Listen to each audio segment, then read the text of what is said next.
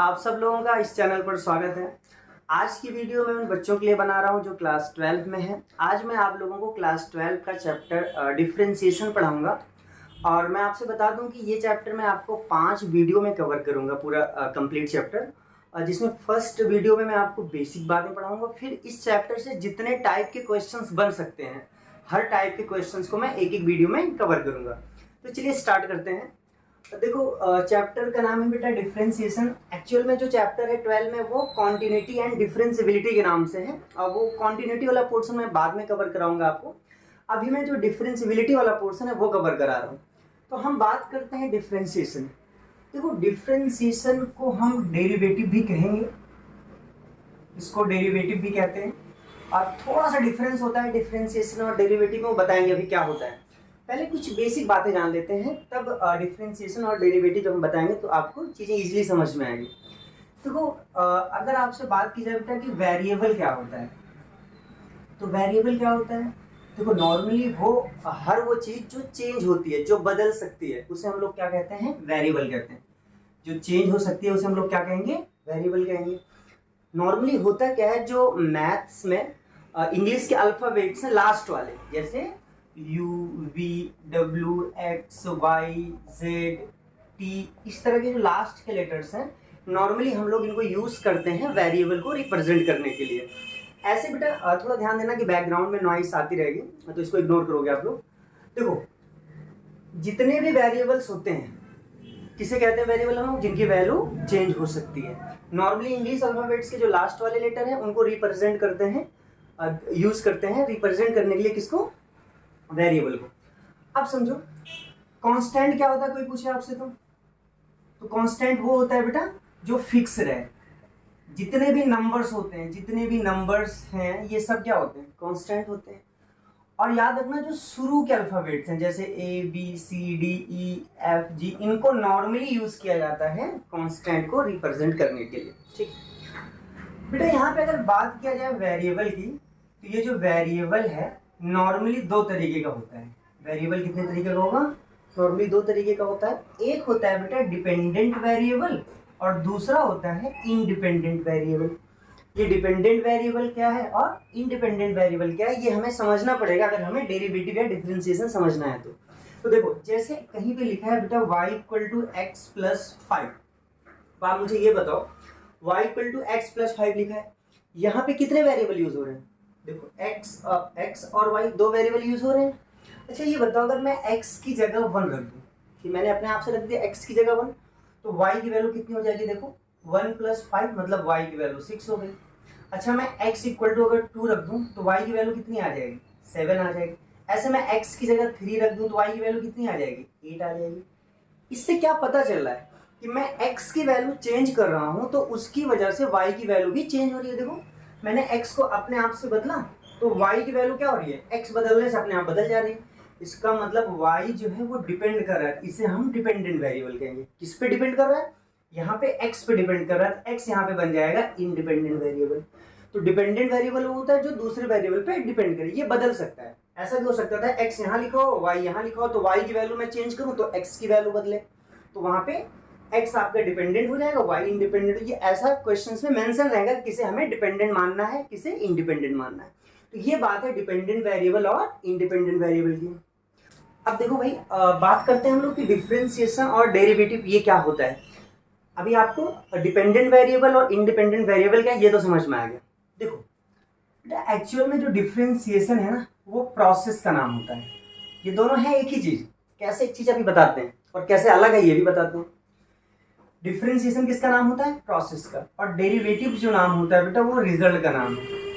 जैसे जब हम किसी चीज का प्रोसेस करेंगे तो स्टेप बाय स्टेप एक काम करते हुए आएंगे, फाइनल लास्ट में हमें रिजल्ट मिल जाएगा। तो जो आप स्टेप बाय स्टेप चीजें करके आ रहे हो वो होता है आपका डिफरेंशिएशन, और जो फाइनली यहाँ पे रिजल्ट मिलेगा वो कहलाएगा डेरिवेटिव। अब इसको समझते हैं थोड़ा सा। जैसे मान लो y = लिखा है x+3।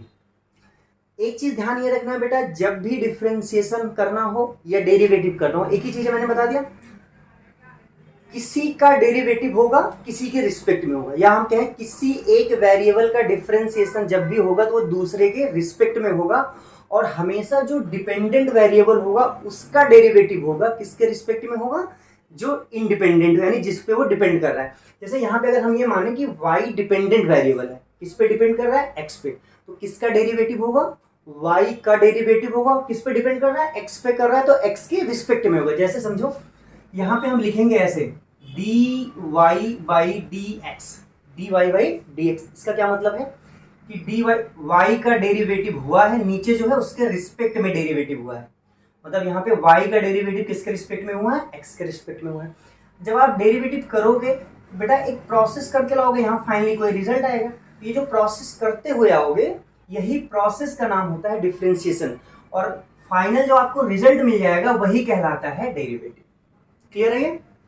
जैसे कहीं पे ये लिखा है बेटा dy बाई dt, कहीं पे लिखा है, इसका मतलब इसे देख के आप पहचान जाओगे किसका डेरिवेटिव हुआ है, y का डिफरेंशिएशन हुआ है, किसके रिस्पेक्ट में हुआ है, t के रिस्पेक्ट में हुआ है।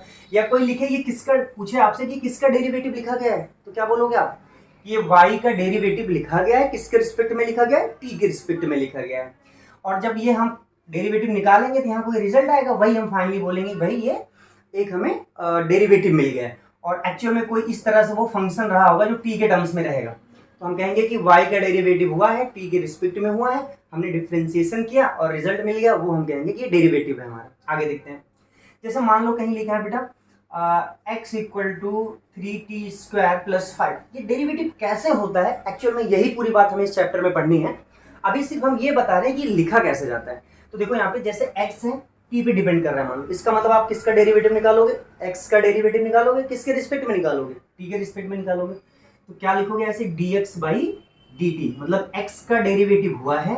अगर इसे कोई पूछे तो किसका डेरिवेटिव, आप क्या बोलोगे, ये डेरिवेटिव ऑफ y है विद रिस्पेक्ट टू t है। इसको कोई पूछे तो आप क्या बताओगे, ये डेरिवेटिव ऑफ y है विद रिस्पेक्ट टू x है। अगर यहाँ करोगे आप, देखो x का डेरिवेटिव निकालोगे t के रिस्पेक्ट में, तो यहाँ पे कोई वैल्यू आएगी ना, और वो वैल्यू आने के लिए कोई प्रोसेस करना पड़ेगा, कि जो आप प्रोसेस करोगे उसे हम लोग कहेंगे कि डिफरेंशिएशन कर रहे हैं। और यहाँ पे जो फाइनल रिजल्ट मिलेगा वही हम कहेंगे कि हमें डेरिवेटिव मिल गया। कोई पूछे किसका डेरिवेटिव मिल गया, तो आप क्या बताओगे, x का डेरिवेटिव मिला, जो ऊपर लिखा है किसके रिस्पेक्ट में मिला है, t के रिस्पेक्ट। मतलब ये क्या है, derivative of x with respect to t। ये होता है लिखने का तरीका कि हम डेरिवेटिव को रिप्रेजेंट कैसे करते हैं, किसका डेरिवेटिव है, किसके रिस्पेक्ट में है, वो ये चीज ऐसे लिखी जाती है। अब हम आपको ये बताएंगे कि डिफरेंशिएशन करते कैसे हैं, वो प्रोसेस कैसे करेंगे, मतलब डेरिवेटिव कैसे निकालेंगे। अच्छा आप ये बताओ, आपसे कोई पूछे कि डिफरेंशिएशन करो, इसका मतलब क्या है कि आप डिफरेंशिएशन करोगे यानी प्रोसेस करोगे। जब प्रोसेस करोगे तो रिजल्ट अपने आप मिलेगा, मतलब डेरिवेटिव मिल जाएगा। या कोई क्या आपसे डेरिवेटिव निकालो, तो इसका मतलब पहले आपको प्रोसेस करना पड़ेगा, फिर तभी रिजल्ट मिलेगा। कहने का मतलब ये है कि डेरिवेटिव और डिफरेंशिएशन एक ही चीज है। आपसे डिफरेंशिएशन पूछा जाए वही काम करना है, आपसे डेरिवेटिव पूछा जाए वही काम करना है। दोनों में डिफरेंस क्या होता है कि जो डिफरेंशिएशन है उसे हम लोग कहेंगे भाई ये प्रोसेस है, जो प्रोसेस करते हुए आ रहे हैं वो डिफरेंशिएशन, और फाइनली जो रिजल्ट मिल रहा है हम कहेंगे ये डेरिवेटिव है। चलिए अब आगे देखते हैं हम और अब बात करते हैं कि डिफरेंशिएशन किया कैसे जाता है या डेरिवेटिव निकाला कैसे जाता है। तो समझो, सबसे पहले बेटा एक फॉर्मूला ध्यान रखना, y इक्वल टू एक्स की पावर n। समझते रहना इस बात को, जहां पे n क्या है बेटा, यहाँ पे n belongs to r, n belongs to r, मतलब n कोई भी रियल नंबर हो सकता है। यहाँ पे n क्या है, कोई भी रियल नंबर हो सकता है। अच्छा, जब हम डेरिवेटिव करेंगे किसका करेंगे, y का करेंगे, किसके रिस्पेक्ट में करेंगे, x के रिस्पेक्ट में, तो dy बाई dx। इसको लिखने का तरीका ऐसे भी हो सकता है, ध्यान से समझना, d बाई डी एक्स, मैंने कुछ नहीं किया, y नहीं लिखा, d बाई डी एक्स लिखा। इस y की जगह जो y की वैल्यू है वो मैंने लिख दिया x की पावर n। जब आप इसका डेरिवेटिव करोगे क्या हो जाएगा, ये n x की पावर n माइनस 1, यही फॉर्मूला होता है पहला। समझना ध्यान से इसका। अगर अब सीधा सीधा मैं ऐसे भी लिख दूं, कहीं पे ये लिखा मिल जाए आपको d by d x x की पावर n, इसका मतलब y की जगह ये वैल्यू रही होगी, तो इसका क्या होगा फॉर्मूला, n x की पावर n माइनस 1। ये एज ए फॉर्मूला आप ध्यान रखोगे। इस पे मैं एग्जांपल की अगर बात करूं, तो जैसे आपसे कोई कहते हैं y इक्वल टू एक्स की पावर 5, इसका डेरिवेटिव बताओ, तो आप क्या करोगे, dy बाई डी एक्स निकालोगे, मतलब y का डेरिवेटिव x के रिस्पेक्ट में करना है मुझे। तो यहाँ पे आप लिखना चाहो तो ऐसे लिख दो d बाई डी एक्स, जहाँ y है वहाँ क्या लिख दोगे, x की पावर 5। अब क्या होगा बेटा, ये जो पावर है वो पहले चली जाती है, देखो जो पावर थी यहाँ पे वो पहले चली गई, पावर क्या होगी, पहले चली जाएगी, यानी 5 पहले, और x की पावर क्या आ जाएगा, 5 माइनस 1, जो पावर है उसमें से एक सब्ट्रैक्ट कर देंगे, यानी ये आ गया 5x की पावर 4। अच्छा जैसे और देखते हैं, चलो y इक्वल टू एक्स की पावर -3 है। कैसे करोगे आप? dy बाई डी एक्स निकालोगे, डायरेक्ट कर रहे हैं हम लोग। जो पावर है वो कहाँ चली आएगी? पहले -3 हो गया, फिर x की पावर n-1 मतलब -3 तो लिखोगे, फिर उसमें से क्या करोगे? -1 करोगे, तो क्या मिलेगा? ये -3x की पावर -4। थोड़ा और सही लगने के लिए आप ऐसे कर सकते हो, ये नीचे आएगी पावर प्लस में हो जाएगी, यानी x की पावर 4। तो ये वैल्यूज ध्यान रखना आप। और देखते हैं, जैसे यहाँ पे हम और कुछ बता देते हैं एग्जांपल। जैसे मान लो बेटा y इक्वल टू लिखा है √x। देखो √x, अच्छा चाहे √x लिखो या x की पावर 1/2 लिखो, एक ही बात है, दोनों एक ही चीज होता है। मतलब कहने का है कि √x है, इसका मतलब x की पावर हाफ का डेरिवेटिव निकालना है आपको। तो आप कैसे निकालोगे? dy बाई डी एक्स निकालना है। लिखना चाहो तो आप एक बार ऐसे लिख दो, x की पावर हाफ। अब मैंने क्या बताया, x की पावर n का फॉर्मूला लग जाएगा ना, क्योंकि वेरिएबल की पावर n, n मतलब कोई रियल नंबर, तो हाफ भी रियल नंबर है, फॉर्मूला अप्लाई हो जाएगा। क्या हो जाएगा यहाँ पे? हाफ, 1/2 पहले आ जाएगा। और x की पावर कितना होगा? n-1 मतलब हाफ -1, क्योंकि n का काम यहाँ पे हाफ कर रहा है, -1 फॉर्मूले का होता है। अब यहाँ पे क्या हो जाएगा? 1/2 x की पावर हाफ -1 हो जाएगा -हाफ। आप इसे थोड़ा और अच्छा लगने के लिए ऐसा लिख सकते हो, 1/2 ये पावर -हाफ है, अगर मैं नीचे लाके लिखना चाहूँ तो क्या हो जाएगा? प्लस में हाफ हो जाएगा, यानी ये x की पावर प्लस में हाफ हो गया। और थोड़ा सही लगना, अगर आप चाहते हो सही लगे तो ऐसे लिख दो, और dy by d x equal to 1/2, ये x की पावर हाफ को क्या लिख सकते हो? √x, वही था ये, तो ये हो गया √x। अब इसको एज ए फॉर्मूला भी आप ध्यान रखना कि √x का डेरिवेटिव क्या होता है? 1/2√x। अब हम आपको इसका दूसरा फॉर्मूला बताते हैं, समझना। फॉर्मूला क्या है? मान लो अगर y इक्वल टू के मतलब कोई कांस्टेंट, इसका मतलब मुझे कांस्टेंट का डेरिवेटिव करना है, मतलब मुझे dy बाई डी एक्स निकालना। अच्छा जरूरी नहीं है कि यहाँ x हो, यहाँ t भी हो जाए, कुछ भी वेरिएबल हो जाए, किसी के भी रिस्पेक्ट में हम कांस्टेंट का डेरिवेटिव कर रहे हैं।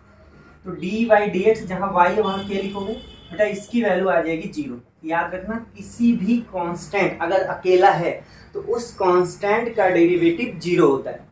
जैसे समझो y इक्वल टू लिखा है 7, कोई क्या इसका डेरिवेटिव बताओ, तो आप dy बाई डी एक्स निकालोगे, क्या हो जाएगा? dy by d x, y की जगह 7 लिखोगे, डेरिवेटिव क्या हो जाएगा? 0, क्योंकि किसी भी कांस्टेंट का डेरिवेटिव 0 होता है। जैसे मान लो आपको दिया गया y इक्वल टू सी और बोल दिया गया सी कांस्टेंट है, तो dy बाई डी टी निकालना, मान लो t के रिस्पेक्ट में करना है, तो किसी के भी रिस्पेक्ट में करना हो, अगर कांस्टेंट है तो उसका डेरिवेटिव 0 ही होता है, मतलब डी बाई डी टी, और यहाँ c लिखोगे, डेरिवेटिव क्या आ जाएगा? 0 आ जाएगा। अब अगली बात ध्यान से समझना, मतलब x की पावर n का फॉर्मूला मैंने बताया क्या होता है? n x की पावर n-1। दूसरा, अगर कोई कांस्टेंट है तो उसका डेरिवेटिव क्या होता है? 0 हो जाता है। तीसरा फॉर्मूला समझना बेटा इसका, अगर मान लो y इक्वल टू के एक्स की पावर n है, ऐसा है, मतलब कांस्टेंट भी आ गया और साथ में वेरिएबल भी है, तब कैसे करेंगे? तो देखो dy बाई डी एक्स निकालना है मुझे, लिखने के लिए हम लोग ऐसे लिखेंगे dy by d x, y की जगह ये y की जो पूरी वैल्यू वो लिख दिया मैंने, के एक्स की पावर n। बेटा याद रखना, जब कोई कांस्टेंट और वेरिएबल एक साथ आ जाए, कांस्टेंट और वेरिएबल एक साथ आ जाएगा, तो कांस्टेंट को हम लोग बाहर करके लिख देंगे, मतलब dy बाई डी एक्स निकालना था मुझे, यहाँ पे कांस्टेंट और वेरिएबल दोनों एक साथ है, इस कांस्टेंट को हम क्या करेंगे? बाहर लिख देंगे, मतलब ये बाहर आ जाएगा, और डी बाई डी एक्स किसका? एक्स की पावर n, मतलब कांस्टेंट बाहर आ जाएगा, जो वेरिएबल था उसका डेरिवेटिव हम करेंगे जैसे करना था। तो क्या हो जाएगा? यहाँ के बाहर रहेगा, और x की पावर n का फॉर्मूला भी आपने पढ़ा था, क्या होता है? n x की पावर n-1, ये इसका डेरिवेटिव हो जाता है। अब इस पे एक एग्जाम्पल देखते हैं, समझना आप लोग। जैसे y इक्वल टू 5x की पावर 4 ये दे दिया गया। अब क्या करोगे? यहाँ पे dy बाई डी एक्स निकालना है, तो d बाई डी एक्स और यहाँ 5x की पावर 4 ये हो जाएगा। अब देखो यहाँ पे 5 क्या है? कांस्टेंट है, तो कांस्टेंट कहाँ जाता है? बाहर आ जाएगा, d by d x x की पावर 4, तो यहाँ पे क्या हो जाएगा? 5, ये x की पावर 4, इसका डेरिवेटिव जैसे n वाला फॉर्मूला लगा करते थे, यानी जो पावर है वो पहले आएगा, x की पावर n-1 यानी 4 - 1, तो क्या हो जाएगा? 5 4 जा 20, और x की पावर 4 - 1 क्या हो जाएगा? 3, यानी 20x की पावर 3, ये डेरिवेटिव इसका। चलिए अब हम आपको बताते हैं कि इस डिफरेंशिएशन में जो बेसिक फॉर्मूले यूज होने वाले हैं, उन सारे फॉर्मूलों को हम एक बार नोट करा देते हैं और उनको आपको याद कर लेना है। और बेटा मैं बता दूं, जैसे हम लोग डिफरेंशिएशन पढ़ रहे हैं, इसके बाद का टॉपिक एप्लीकेशन ऑफ डेरिवेटिव होगा, फिर इंटीग्रेशन होगा, फिर एप्लीकेशन ऑफ इंटीग्रेशन होगा, फिर डिफरेंशियल इक्वेशन होगा। ये सारे चैप्टर एक दूसरे से लिंक है। अगर आपको डिफरेंशिएशन नहीं समझ में आया तो आपको एप्लीकेशन ऑफ डेरिवेटिव नहीं समझ में आएगा, और अगर डिफरेंशिएशन नहीं समझ में आया तो इंटीग्रेशन भी नहीं समझ में आया, क्योंकि वो इसी का रिवर्स प्रोसेस होता है और इसमें बहुत ज़्यादा डिफरेंशिएशन का यूज होता है। और मैं आपसे बताऊं, अगर आपको डिफरेंशियल इक्वेशन पढ़ना है तो उसमें डिफरेंशिएशन और इंटीग्रेशन दोनों आना चाहिए। मतलब ये डिफरेंशिएशन जो हम लोग पढ़ रहे हैं सिर्फ डिफरेंशिएशन के लिए ही नहीं पढ़ रहे हैं, आगे के कम से कम 4 चैप्टर इसी पे डिपेंड करेंगे, तो इसको थोड़ा अच्छे से आपको समझना है। तो कुछ फॉर्मूले मैं लिखवा रहा हूँ इससे रिलेटेड जो आपको जरूर याद कर लेना है, क्योंकि ये फॉर्मूला अगर नहीं याद रहेगा तो आप आगे के क्वेश्चंस बिल्कुल नहीं कर सकते। देखो, जैसे कि पहला फॉर्मूला आपको समझ में आ गया कि y इक्वल टू एक्स की पावर n है, तो मतलब dy बाई डी एक्स अगर हमने लिखा तो dy by d x x की पावर n क्या हो गया था, ये n एक्स की पावर n माइनस 1। ये पहला फॉर्मूला हो गया था, इसमें मैंने एग्जांपल भी कराया। दूसरा फॉर्मूला आपने ये देखा कि अगर कोई कांस्टेंट है तो dy बाई डी एक्स, किसी भी कांस्टेंट का डेरिवेटिव 0 हो जाता है। फिर उसके बाद बेटा मैंने बताया अगर मान लो y इक्वल टू के एक्स की पावर n है तो dy बाई डी एक्स, ये कांस्टेंट बाहर आ जाएगा और किसका डेरिवेटिव करेंगे हम, x की पावर n का डेरिवेटिव करेंगे। ठीक, ये हो गया।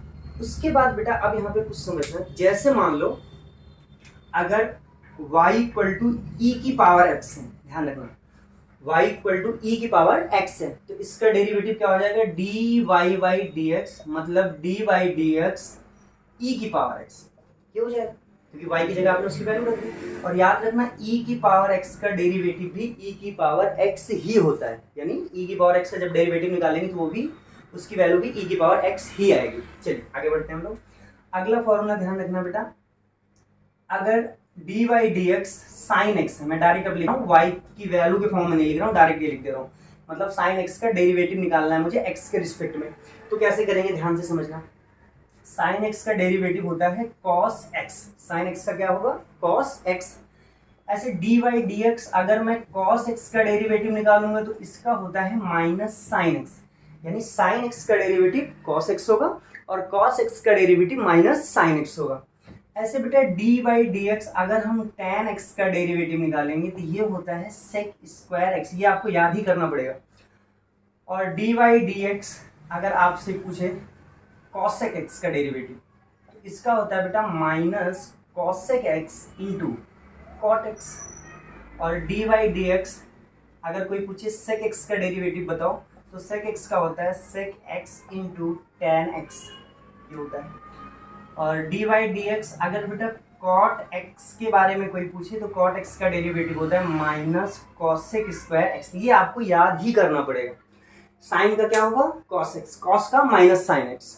बेटा tan का सेक स्क्वायर एक्स होता है, कॉसेक का होता है minus cosec x into cot x, और सेक एक्स का होता है sec x into tan x, और कॉट एक्स का होता है माइनस कॉसेक स्क्वायर एक्स। एक आइडिया मैं थोड़ा सा दे दे रहा हूँ आपको, ध्यान रखना कि जो भी सी से स्टार्ट हो रहा है, देखो जैसे कॉस सी से स्टार्ट हो रहा है, कॉसेक सी से स्टार्ट हो रहा है, कॉट सी से स्टार्ट हो रहा है, जितने भी सी से स्टार्ट होने वाले हैं उन सब की जो वैल्यूज आती है, उन सब का जो डेरिवेटिव आता है वो सब नेगेटिव होता है, बाकी पॉजिटिव होते हैं। मतलब कॉस का derivative minus sine x, cosec का minus cosec x into cot x, और कॉट का माइनस, यार कोई रूल नहीं है कि सी से स्टार्ट होने वाला नेगेटिव होता है, बस एक यहाँ पे इत्तेफाक है, तो आप ध्यान रखना कॉस का माइनस में है, कॉसेक का माइनस में है, और कॉट का भी माइनस में है। यानी जो सी से शुरू होते हैं नॉर्मली, कभी आपको कंफ्यूजन हो कि यार ये पता नहीं माइनस में था प्लस में, तो याद रखना अगर सी से स्टार्ट है समझ लेना माइनस में था। ठीक है, आगे बढ़ते हैं बेटा, हम बात करते हैं अब कुछ और फॉर्मूले के। अगर y इक्वल टू ए की पावर x है, अब यहाँ पे ये वाला फॉर्मूला मत लगा देना कि x ए की पावर x माइनस 1, वो x क्या था वहां पे, एक कांस्टेंट था, मतलब एक रियल नंबर था। यहाँ पे x वेरिएबल है, तो यानी कांस्टेंट नीचे वेरिएबल ऊपर है, तो याद रखना dy बाई डी एक्स, यानी dy by d x, y की जगह हम a की पावर x लिखेंगे, तो इसका डेरिवेटिव होता है बेटा a की power x log a, e की पावर x log a। अगर मैं एक एग्जांपल इस पे देखूं, जैसे आपसे कोई कहते हैं y इक्वल टू 5 की पावर x, तो आप क्या करोगे, dy बाई डी एक्स निकालोगे, मतलब d बाई डी एक्स, जहां y है वहां क्या लिखोगे, 5 की पावर x। और याद रखना मैंने बताया a की पावर x का क्या होता है, a की पावर x log a। अभी log के बारे में थोड़ा सा डिस्कस करेंगे हम। तो यहाँ पे क्या हो जाएगा, 5 की पावर x ऐसे ही रहेगा, और यहाँ क्या हो जाएगा बेटा log a का काम कौन कर रहा था, 5, तो यहाँ पे 5 log 5, यानी 5 की पावर x log 5। चलिए अब हम स्टार्ट करते हैं दूसरी चीज बेटा। जैसे मान लो लिखा है y equal to log x, इसका फॉर्मूला क्या होता है इसके बारे में जानेंगे। पहले थोड़ा सा जान लेते हैं कि लॉग क्या है। देखो जैसे ट्रिग्नोमेट्रिक फंक्शन होता है ना, ऐसे ही लॉग का पूरा नाम होता है लॉगरिथमिक फंक्शन, जिसका यूज किया जाता है कैलकुलेशन करने में, कैलकुलेशन को ईजी करने में। पहले क्या होता था, बुक में ये अलग से चैप्टर हुआ करता था लॉगरिथमिक फंक्शन के नाम से, अभी नहीं है, अब सिर्फ इसका यूज है इसमें। देखो लॉग बेटा यहाँ पे दो चीजें होती हैं, एक यहाँ पे लॉग का बेस होता है, ये बेस होता है, और ये उसकी वैल्यूज होती है जिसके लिए लॉग आप फाइंड कर रहे हो। जैसे कहीं पे लिखा है लॉग ए बी, इसका मतलब क्या है, लॉग बी की वैल्यू आप बात कर रहे हो किस बेस पे, ए बेस पे। क्या पढ़ेंगे हम, लॉग बी बेस ए, ये पढ़ा जाएगा। अच्छा बेटा याद रखना, अगर कहीं पे लॉग जैसे लॉग एक्स लिखा है, अब आपको दिखेगा यार यहाँ तो बेस तो लिखा ही नहीं है कुछ, तो जहां पे बेस कुछ नहीं लिखा है वहां पे बेस ई होता है। यानी अगर लॉग एक्स कह दूं मैं, या इसी को क्या कह सकता हूं, लॉग एक्स बेस ई, मतलब अगर कहीं पे बेस नहीं लिखा है तो मतलब वहां पे बेस ई होता है। और याद रखना जब बेस ई होता है तो उसी को हम लोग ln भी कह सकते हैं, ln x, मतलब ये तीनों एक ही बात है। कौन सी तीन बात, कहीं पे log x लिखा है या log x लिखा है बेस ई के साथ, क्योंकि बेस कुछ नहीं है तो ई माना जाता है, और अगर बेस ई है तो उसको हम लोग शॉर्ट में ln लिख सकते हैं, ln x। तो ये बातें ध्यान रखना, एक ही चीज होती है, ठीक है। और इसका अलग अलग यूज होता है, अभी आगे हम जब टाइप्स पढ़ाएंगे डिफरेंशिएशन तो बताएंगे कि लॉग की प्रॉपर्टीज क्या होती है। अभी थोड़ा सा लॉग का इंट्रोडक्शन दिया मैंने कि बेस होता है और उसकी वैल्यू होती है जिसको हम फाइंड करनी है। तो देखो log x का डेरिवेटिव होता है dy बाई dx निकालना है मुझे, यानी dy by dx log x लिखेंगे हम लोग y की जगह, और बेटा log x का डेरिवेटिव होता है 1 बाई x। आपको पता है यहाँ log x लिखा है, यानी बेस अगर पूछा जाए कितना है तो बेस e है, तो कितना होता है उसका डेरिवेटिव 1 बाई x होता है। अच्छा अगर यहाँ पे कोई पूछे dy बाई dx यार ln x का डेरिवेटिव बताओ, ln x, तो इसका भी क्या होगा 1 बाई x। मैंने बताया कि log x हो या बेस e के साथ x हो, या उसी को हम लोग ln भी लिख सकते हैं। तो log ln यानी dy by dx ln x है, इसका मतलब क्या है, log x है बेस e पे, उसका भी डेरिवेटिव कितना होता है 1 बाई x होता है। और याद रखना बेटा एक फॉर्मूला और log का होता है, अगर log x बेस a है, देखो अगर बेस e है या कुछ नहीं है तो मतलब बेस e है और या ln है तो उसका 1 बाई x होता है, एक ही चीज है ये। बट अगर बेस में a आ गया, a मतलब कोई भी नंबर 5 7 8 कुछ भी नंबर आ जाए ना, तो इसका मान लो y इक्वल टू है, इसका डेरिवेटिव मुझे निकालना है dy by dx, dy by dx, जहां y हम क्या लिख दे रहे हैं log x बेस a, तो इसका क्या होता है बेटा 1 अपॉन में x log a, हो जाएगा 1 अपॉन में x log a, सॉरी यहाँ पे a रहेगा, 1 अपॉन में x log a। अब देखो ध्यान से यहाँ पे, जैसे मान लो आपको कह दिया जाए y equal to log x base 5 है, इसका डेरिवेटिव बताओ, तो अब इसे 1 बाई एक्स नहीं लिखेंगे, यहाँ कुछ नहीं होता या e होता तब हम लोग 1 बाई एक्स लिख देते डायरेक्ट, बट यहाँ बेस 5 है, 5 a मतलब कोई नंबर यहाँ पे 5 आ गया। तो dy बाई dx कैसे करेंगे, d बाई dx y की जगह बेटा लिखेंगे log x, और जो बेस है 5 को लिख दिया मैंने। अब मैंने क्या फॉर्मूला बताया 1 अपॉन में x, देखो 1 अपॉन में x, 1 अपॉन में x लिख दिया मैंने, और log a, log a का काम कौन कर रहा है यहाँ 5, तो log 5 हो जाएगा, ये इसका डेरिवेटिव हो जाएगा। तो आज की वीडियो में बेटा मैं इतना ही करवा रहा हूँ। अब जो नेक्स्ट वीडियो काफ़ी इंपॉर्टेंट वीडियो, उसमें मैं आपको बताऊंगा कि हम लोग डिफ्रेंसिएशन में कैसे एडिशन करते हैं, कैसे सब्ट्रैक्शन करते हैं, मल्टीप्लाई कैसे करते हैं जिसको हम लोग प्रोडक्ट रूल के नाम से जानते हैं, और डिवीजन रूल जिसको हम लोग क्वेश्चन रूल भी कहते हैं, और एक चेन रूल होता है। ये सारे रूल्स हम नेक्स्ट वीडियो में बताएंगे। उसके बाद की भी जो 3 वीडियो और होगी उसमें हम एक एक टाइप के क्वेश्चंस करवाएंगे, कितने टाइप के क्वेश्चंस बनते हैं। तो इतना ही है। अगर आपको इस वीडियो में कुछ सही लगा हो तो आप इस वीडियो को लाइक कर सकते हो और शेयर कर सकते हो, और हम कोशिश करेंगे कि 12 का सिलेबस जो है मैथ का वो इस पर अपलोड करें, और कुछ इंपॉर्टेंट क्वेश्चंस मैं अपनी तरफ से आप लोगों को इस पर सॉल्व करूँ जो बच्चे 12 की तैयारी कर रहे हैं।